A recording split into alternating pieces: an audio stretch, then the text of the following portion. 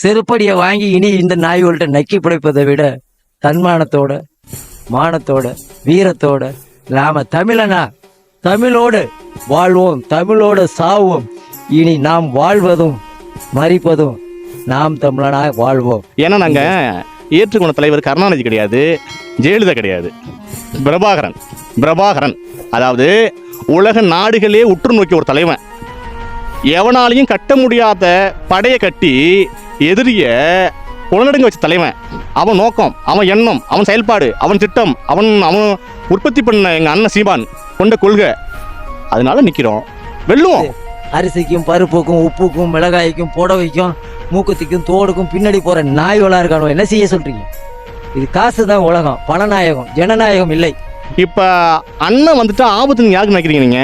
கொலை பண்றவன், கொள்ளையடிக்கிறவன், திருடுறவன், லஞ்சம் வாங்குறவன், ஊழல் பண்றவன், சாதியை வச்சு அரசியல் பண்றவன், ஆத்துமலை திருடுறவன், இந்த திருட்டு பய அத்தனை பேருக்கும் அச்சம், பயம். வணக்கம், உங்களுக்கு வயது எத்தனையா? 62. 62 வயதுல நாம் தமிழர் கட்சியில எதற்காக பயணிக்கிறீங்க? அதாவது என்ன வேணும் காரணம் என்னன்னு கேட்டீங்க, 40 வருஷமா நான் டிஎம்கேல பணி செய்து, அதாவது அந்த கட்சியில வேலை பார்த்து முழுமையாக என்னுடைய வேலைகளெல்லாம் கட்சிக்காக நாங்கள் முன்னோடி நின்று, நமக்கு டிஎம்கே தான் ஒரு ஆதாரம், நம்ம தமிழனுடைய கட்சி அப்படின்னு நாங்கள் வாழ்ந்து வந்த காலத்தில் இன்னைக்கு ஒரு சில ஆண்டுகளாக ஒரு 30 வருட காலமாக அவங்களுடைய போக்கே மாறி, நாம் தமிழனுக்காக வந்ததில்லை, அவனும் சம்பாதிக்க அரசியல்வாதியும் அரசாங்க ஊழியருமா இன்னைக்கு சேர்ந்து நாட்டை கெடுத்து குட்டிச்சேராக்கி இன்னைக்கு ஓட்டு போட்ட மக்கள் எல்லாம் மாடாக நினைத்து எந்த இடத்திற்கும் சென்றாலும் சிறப்பில்லை செருப்படி கொடுக்குறானோ அரசியல்வாதியும் அரசாங்க ஊழியரும். செருப்படியை வாங்கி இனி இந்த நாய்கள்கிட்ட நக்கி பிழைப்பதை விட தன்மானத்தோட மானத்தோட வீரத்தோட நாம தமிழனா தமிழோடு வாழ்வோம், தமிழோடு சாவோம். இனி நாம் வாழ்வதும் மறிப்பதும் நாம் தமிழனாக வாழ்வோம். இந்த சீமானை ஏற்றுக்கொண்ட காரணம், நான் ஒரு லாரி டிரைவராக இருந்த காலத்தில் இருந்து இந்த இந்தியா பூரா நான் டிரைவர் பணி செஞ்சுருக்கேன், லாரியில் ஓடி இருக்கேன். இந்த அரசியல்வாதி கொள்ளையும் அந்த அரசாங்க ஊழியரும் அநியாய அக்கிரம்புக்கு ஒரு எல்லையே இல்லாத ஒரு காலத்தின் தீர்மானம் தான் இன்னைக்கு நாம் தமிழர் கட்சிக்கு நாங்கள் இணைந்தோம். வேற ஒன்றும் அவங்க காசு பணமோ, சீமான் எனக்கு சொந்தக்காரோ இவரெல்லாம் கிடையாது. அவர் ஒரு பரம ஏழை. அவர் வெறி கொண்டு இந்த இலங்கை படுகொலையை நமக்காக உள்ள தமிழன், மான தமிழன் அப்படின்னு சொல்லி தமிழ்நாட்டில் ஒரே தலைவன் கலைஞர்னு சொல்லி தாலி அறுத்த அந்த கலைஞன் அன்னையிலேருந்து தான் நாங்கள் மனம் வெறுத்து இன்னைக்கு நமக்குன்னு ஒரு தமிழன், அவன் பிரபாகரன் தான், சீமான் தான். நம்ம தமிழனுக்கு ஒரு இணையாகவும் துணையாகவும் நிற்கக்கூடிய உயிர் உள்ளவரை ஊற்றக்கூடிய ஒரு வல்லமை மிக்க ஒரு ஆற்றல் உள்ள வீரம். தமிழனா வாடா, தமிழனாடா சாவுடா. எந்த காலத்திலையும் எந்த நேரத்திலையும் தமிழ் வாழ்க, தமிழ் வெல்வார். இத்தனை வயதுலையும் இவ்வளவு புனிதலோட வந்து நாம் தமிழர் சரின்னு சொல்லி அணைஞ்சிருக்கீங்க. உங்க வயதை ஒருத்தவங்க எல்லாருமே ஒரு தெளிவு இல்லாம திராவிட கட்சிகள்லையும் கம்யூனிஸ்ட் கட்சிகள்லையும் பயணிச்சுட்டு இருக்காங்களா, அவங்களுக்கு நீங்க என்ன சொல்ல விரும்புறீங்க? அவங்களாம் நக்கி பொறுக்கி அந்த எச்சி காசுக்காக நான் பிழைக்கிறாங்க. அந்த காலத்தில் பார்த்தீங்கன்னா கம்யூனிஸ்ட் கட்சி எங்கள் தாத்தா அருணாசலம் பிள்ளை, எங்கள் பாட்டம் பாவட்டக்குடியில் வந்து பிச்சை பிள்ளை, பாவடை பிள்ளை அப்படின்னு சொல்லி நிறைய பேர் கம்யூனிஸ்டில் தான் இருந்தாங்க. செல்லையா பிள்ளை, இப்படி நிறைய பேர் கம்யூனிஸ்டில் வாழ்ந்தாங்க. ஒரு 50 வருஷத்துக்கு முன்னாடி 5 காசு 10 காசாக டப்பா வச்சு கொடுக்குனாங்க. அன்னைக்கு நிதி திரட்டி கம்யூனிஸ்டில் ஒரு கட்டமைப்பாக இருந்தாங்க, கட்சியை நடத்தினாங்க, மக்களுக்காக உழைத்தாங்க, மக்களுக்காக வாழ்ந்தாங்க, மக்களுக்காக எல்லா தைரியமும் போலீஸ் ஸ்டேஷன் நல்லது கெட்டது எல்லாத்துக்கும் நின்னாங்க. இன்னைக்கு கம்யூனிஸ்ட் கட்சிக்காரன் என்ன ஆச்சுன்னு கேட்டிங்கன்னாக்கா 25 கோடி 30 கோடி மாறி மாறி மாறி மாறி கட்டமைத்து காசை வாங்கி கொளுத்து இன்னைக்கு அந்த காசை நிதிங்கிற பெயரில் இன்னமும் அந்த வாக்காளர்கள்ட்ட போய் தொண்டர்கள்ட்ட போய் இன்னமும் 100 200 இன்னமும் மாதம் வரி வச்சு தின்னு கொளுத்துக்கிட்டு இருக்கானோ அந்த கம்யூனிஸ்டுக்காரன். அவங்களுக்கு ஒரு எல்லையும் இல்லை, அவங்களுக்கு ஒரு இழவும் இல்லை, அவங்களுக்கு வெறும் காசு தான் தேவை இந்த உலகத்தில். கம்யூனிஸ்ட்டு ஒரு கட்ட பஞ்சாயத்து. இது இதுக்கு மாற்று வழி வேற எதுவுமே இல்லை. அடுத்து என்ன கேட்குறீங்க? சில மக்கள்கிட்ட கேட்டோம்னாயா நிறைய பிரச்சனைகள் வரும்போது சீமான் தான் போராடுறதுக்கு வரணும் அப்படிங்கிற மாதிரி சொல்றாங்க. அது தேர்தல் வந்துட்டா திமுகவும் அதிமுகவும் கொடுக்குற பணத்தை வாங்கிட்டு அவங்க சீமான் செய்யற நல்லதை மறந்துட்டு மாத்தி ஓட்டு போட்டுருக்காங்களா? அந்த மக்களுக்கு என்ன சொல்ல விரும்புறீங்க? மக்கள் அதை மனிதன் மனிதன் நிலையில் இருந்தானா காசு வாங்க மாட்டான். இது மக்களே இல்லைன்னு சொல்லி அவன் மாடா மதிக்கிறவன் அவன் மாணிக்கத்தை கொடுத்தான்னா மண்ணை கொடுத்தான அந்த மக்களுக்கு எல்லாமே உயர்வாக தான் இருக்கும். மனுஷனை பற்றி கவலையே இல்லாத மக்கள் தான் தமிழ்நாடு. இந்த தமிழ்நாட்டில் மானமும் இனமும் உணவும் உயிருமா இருந்திருந்தானா, உயிரோடு இருந்திருந்தானா இன்னைக்கு மானஸ்தனாக இருப்பான், வலிமையாக இருப்பான். இன்னைக்கு கப்பலோட்டிய தமிழன் மாதிரி வாழ்கிற நாட்டில் இன்னைக்கு எல்லாம் காசுக்கும் பணத்துக்கும் கட்டிக்கிட்டு பின்னாடி தொடர்ந்து அரிசிக்கும் பருப்புக்கும் உப்புக்கும் மிளகாய்க்கும் புடவைக்கும் மூக்குத்திக்கும் தோடுக்கும் பின்னாடி போகிற நாய்களாக இருக்கானோ. என்ன செய்ய சொல்கிறீங்க? இது காசு தான் உலகம், பணநாயகம், ஜனநாயகம் இல்லை.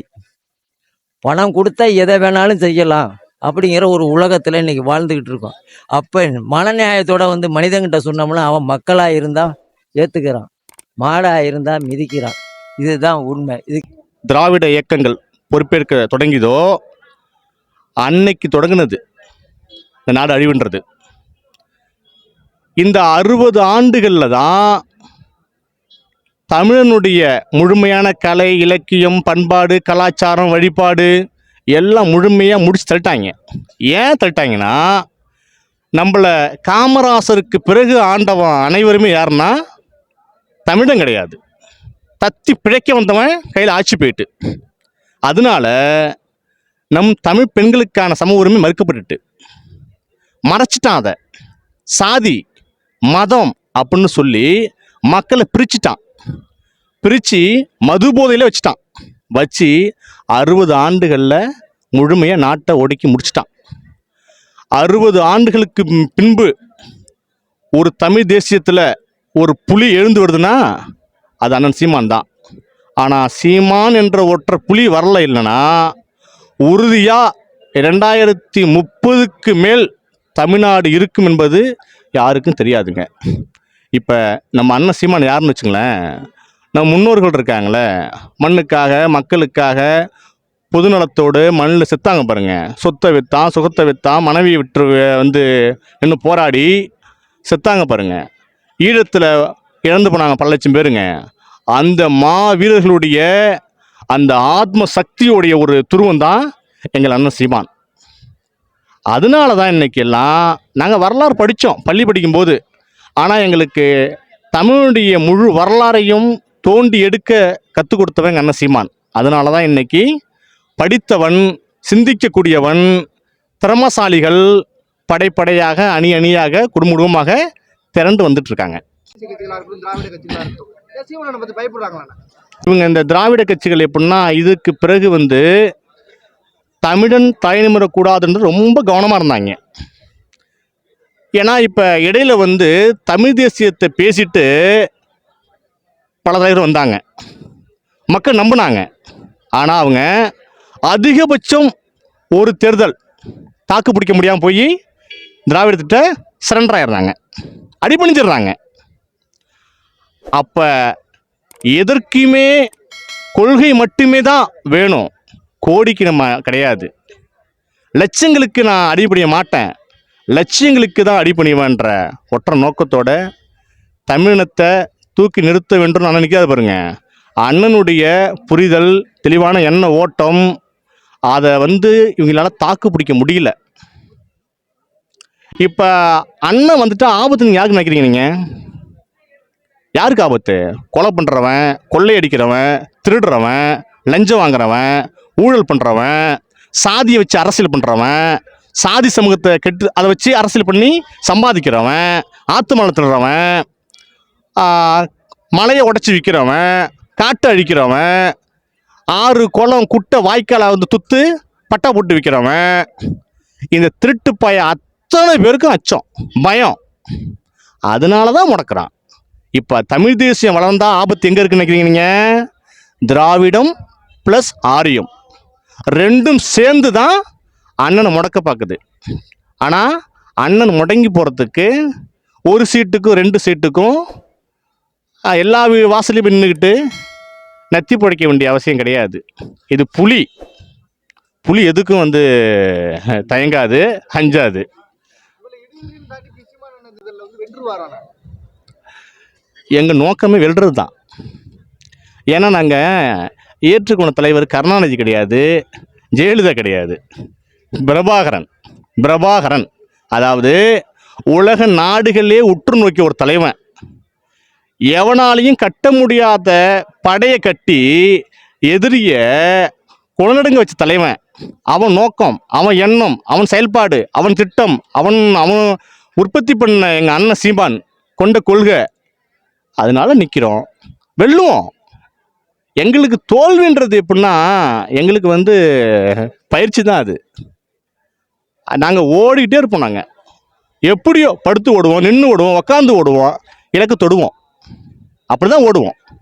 ரொம்ப கடுமையாக உழைப்போம். இந்த திராவிட கட்சிகளை பற்றி பேசுகிறதுக்கு பல வழி கொடுத்துருவாங்க எங்களுக்கு. வீதி வீதியாக, தெருவு தெருவாக, கிராமமாக இவங்களுடைய சூழ்ச்சியை சொல்லி மக்கள் தெளிவடைய வச்சு வாக்கை வாங்குவோம், வெற்றி பெறுவோம்.